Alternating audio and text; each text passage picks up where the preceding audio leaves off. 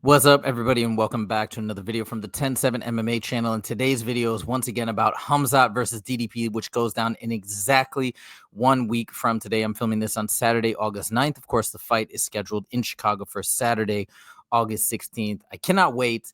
This is it. This is the fight I've been waiting for such a long time. We finally get to see Khamzat Chimaev go for a title shot, and it's against none other than DDP, who's proved to be an unstoppable force or an immovable object, as some people call him. Now, this video is about a discussion between Dean Thomas and Laura Sanko, which I think is going to be a really what we can glean from this conversation is going to be really positive for a lot of Khamzat Chimaev fans out there who are rooting for Khamzat. I've said many times over and over on this channel that I cannot wait, and I think this fight is so interesting because both these guys have such hype and have had so many accolades behind them. So I'm really excited to see how it goes down in any fashion, any way, whatever may be. That being said, I will admit I am a Khamzat fan. I am rooting for him in this fight, but may the best man win. So anyways, we're going to start with this discussion and conversation. We're going to start off first where they talk about Khamzat Chimaev and some of the things that makes them confident in Khamzat. And one of the first things that they discuss is the Robert Whittaker fight and that very quick submission. Now, a lot of folks have not wanted to give Khamzat credit for this victory because Robert Whittaker had that pre-existing teeth injury. His teeth were loose, and so that led to a very quick tap. So a lot of people say, oh, we don't want to give him any credit essentially for that quick victory. And I just, instead of me kind of re-explaining what I've said many times on this channel, I'm going to let Laura Sanko and Dean Thomas explain in their own words why it makes sense to give credit where credit's due in terms of that victory, not just in the submission, not just in the teeth going in, but everything that led up to that and so on and so forth. So again, don't take my word for it. Hear it from Laura Sanko and Dean Thomas. Here we go. And then the Robert Whittaker fight is such a one-off. You gotta say that was a one-off. I mean, he crushed his teeth. He got in a really good position on Robert Whittaker early, which he does with everybody, and he crushed his teeth that were already damaged. So it was kind of a one-off. So it's really hard to say what we're dealing with a guy like Khamzat Chimaev because the sample size still, to me, is so small. We don't have like all this concrete information. So what I try to base it on is what I hear about him from in the gym. Like I got people on the inside. Okay. Yes. Okay. I know people. I know people who know him from Sweden. And what I can tell you on the street, Dean. And when the word on the street from Sweden is that everything that I'm talking about how good he is against B-level guys, he's that good to A-level guys. That's the problem. That's the problem, is he's that good to A-level guys. He hasn't really had an opportunity to show it. Even though he has, right? Even though he has. Like, he absolutely, for 2 rounds, dominated Kamaru Usman. He mashes up Robert Whittaker in what I just called a one-off. But apparently, to the people in Sweden who know him from the gym every day, that's normal. Yeah. He's supposed to. And I kind of was like you. I vacillated between how much stock do I put in the Robert Whittaker fight? Because you're right. The fact that Whittaker's teeth were already damaged, and obviously you can see how fast he tapped when it was right across the jaw. I mean, anyone. Like, you messing up my smile, dog. It's the grossest injury, one of the grossest injuries to me. I remember that happened to my boxing coach, LC Davis, when he fought in old LC. What's that? LC Davis, yeah. Yeah. He was my boxing coach forever. I love LC. And I just remember watching that fight and he ended up winning, and he did his post-fight interview, and the whole bottom of his jaw was just like, all the teeth were completely disconnected and caved completely that way. And I can't get the image out of my mind. Anyway, point being, part of me wanted to say what you said, which was like, okay, well, it was already damaged. Maybe it's not as impressive, but man, I don't know, because something tells me that rear naked choke would have found its way in. He was managing that top position. You go back and watch it. He was managing that top position so beautifully against Robert Whittaker, who, I say it, I'm not sure if you've said it, but I know a lot of other people have said it, how great Robert Whittaker's defensive grappling is. And he went out there and did that to him. Injury notwithstanding, I don't know. I still find it very impressive. Yeah, absolutely. That's the point. Like, even though we have a small sample size, you almost have to give him the benefit of the doubt based on the stories.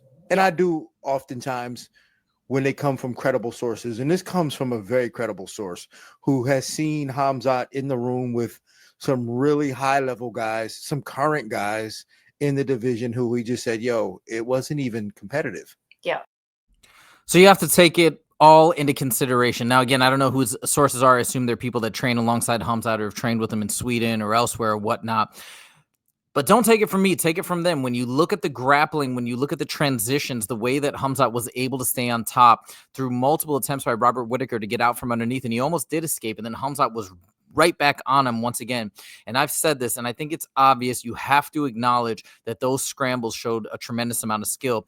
Even locking in the face crank was a great play. But here, don't take my word for it. Take it from Laura Sanko herself. She feels like that submission was inevitable. That being said, we can take it with a grain of salt. There was a pre-existing injury, but I just think it's worthwhile for a lot of folks who are trying to write off that victory for some reason. I don't understand why you would completely dismiss it, because there was so much that led up to that actual submission that needs to be considered. People seem to want to write it off completely. I don't think that's the fair way to look at it. But again, don't take it from me. Take it from these two. Laura Sanko, in my opinion, one of the best in the business. And it's interesting to see Dean Thomas say what he says, because I think he got framed as a very anti-Khamzat guy because he said he would be a terrible champion. And by the way, I'm going to give Dean Thomas a chance to respond to a lot of the criticism about him saying that Khamzat would be a terrible champion, because he talks about that in this video as well. The next clip that I pulled up is them talking about Khamzat's cardio issues. Now, I've talked about this many times. I think MMA Joey and a lot of other folks have felt as though the quote unquote cardio issue that Khamzat has may not even be a cardio issue. It may be mismanagement of energy. It may be just the way he's chosen to fight people, that he's put it all out there now in the first round or the second round as well. So we're going to hear Dean Thomas and Laura Sanko weigh in on this in particular. And on top of that, another really positive thing that we can take from what's happening is, if there is any sort of doubt or any sort of wonder about his cardio, it seems like he's taken on this new strength and training and conditioning coach to try and even level up in that arena, if there is indeed a deficiency or notable deficiency. But anyways, I'll let them explain in this discussion here. I think it might be a little bit more complicated than that. I think that the whole idea that Khamzat's cardio sucks is a little bit overblown, if I'm being honest. I mean, we tend to, so I read a lot, and one thing I've learned in my studies of reading is that our brains tend to try to make sense of everything, and we oftentimes hang on to the lowest hanging fruit. Mm-hmm. And so what you were saying before, it's not always what it looks like, right? So when you see a guy get tired, oh, he's got bad cardio, he needs to run more, he needs it, and it's never really that simple. It's probably something completely different, something that's easily fixed. And you're right. So it's almost always a little more complex than what we think about it. But we just tend to, because we're speaking to idiots half the time, we just say things like, oh, his cardio's bad. Mm-hmm. And when we look at a guy like Khamzat, we just go, oh, his cardio's bad.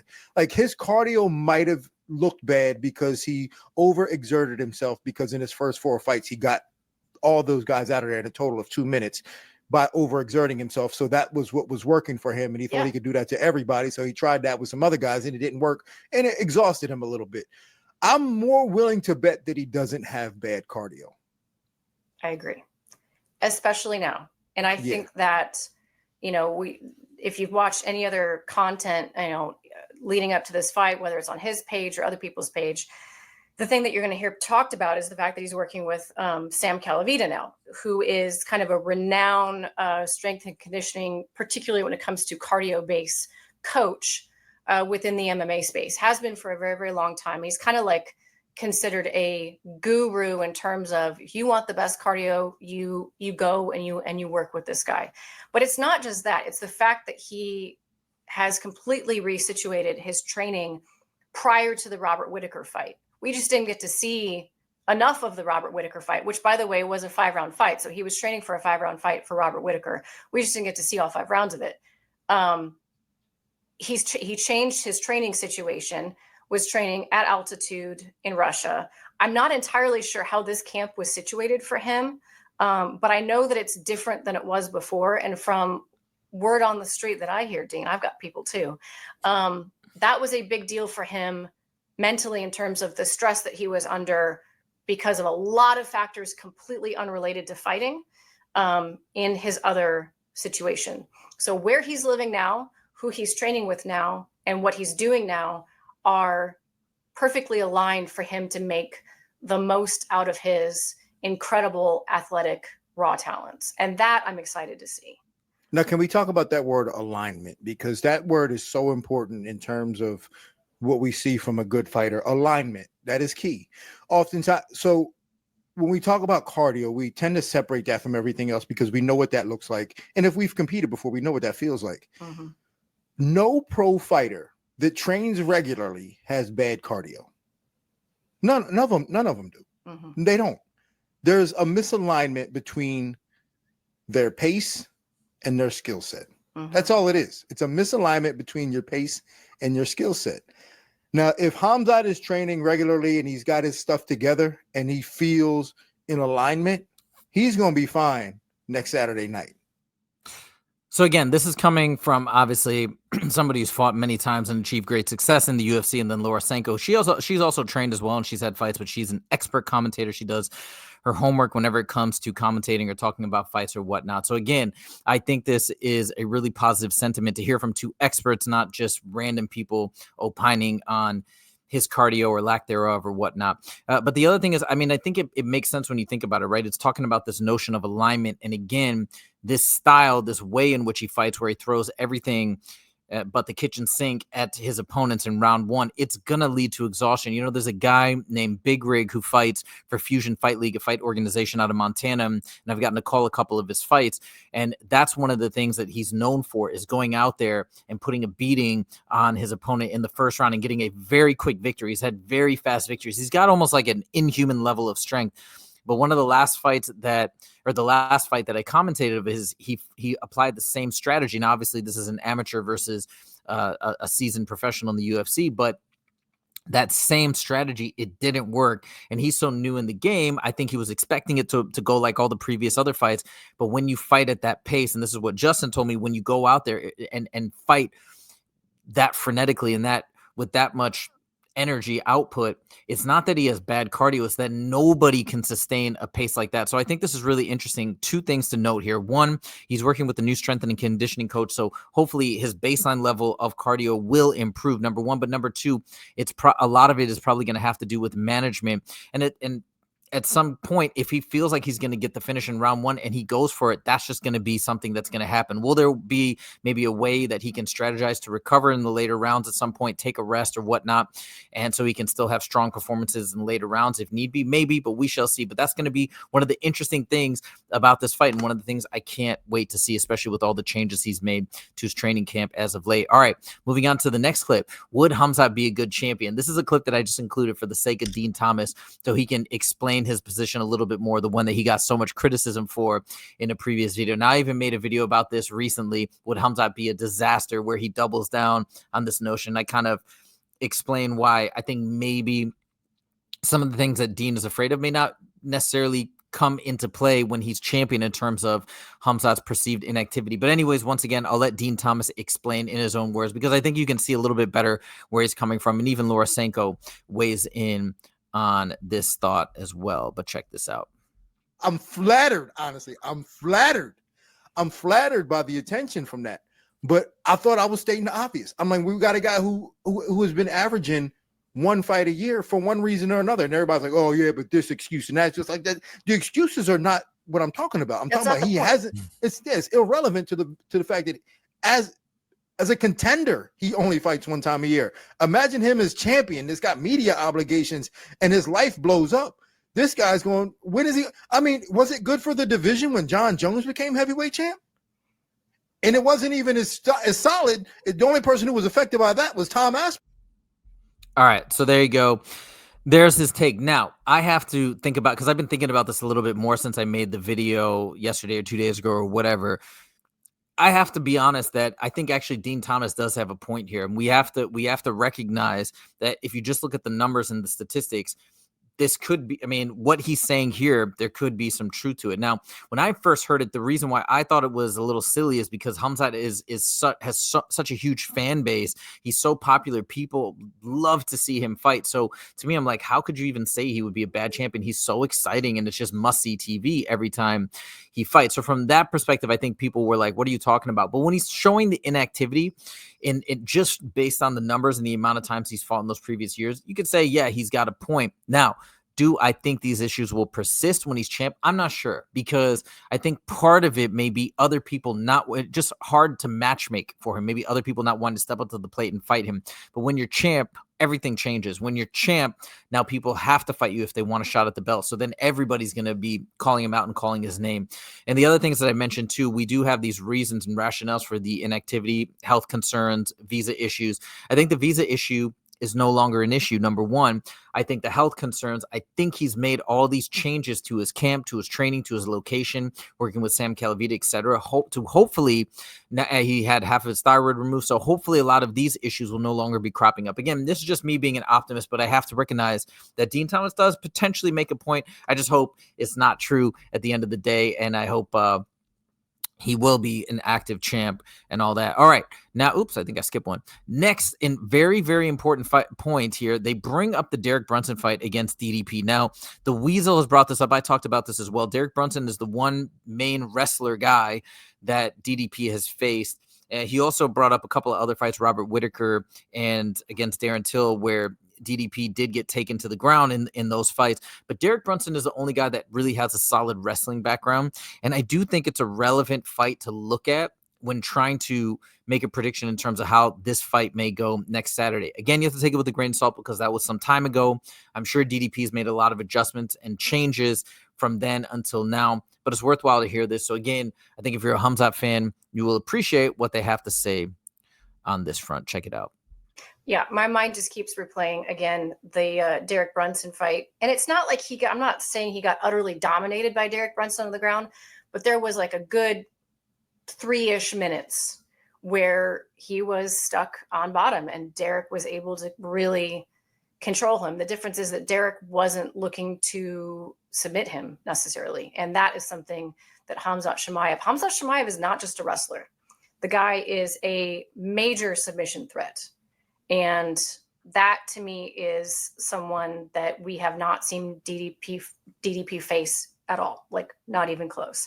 A lights out wrestler who is also a submission threat is just such a nasty combination in the UFC. And it's easy to conflate those two and just assume that someone who's good at wrestling is also good at submitting and grappling and all of the intricacies of those three things. It's not always the case. There's a lot of good guys who are great at submissions who suck at wrestling. And there's a lot of guys who are really great at wrestling who don't do shit with it. And Khamzat is dangerous in every way that you can be. This is exactly what the Weasel said, but pretty much more or less. And I love hearing it from Laura Sanko because, man, I got to tell you, I feel like her opinions are so valid because of the research and the time she pours into watching previous fights. I mean, look at that. I don't hear very many other folks outside of the Weasel really referencing the Derek Brunson fight with those specific details. So I think it's just great to hear Laura Sanko weigh in when she's truly done her homework and has really given it some critical thought.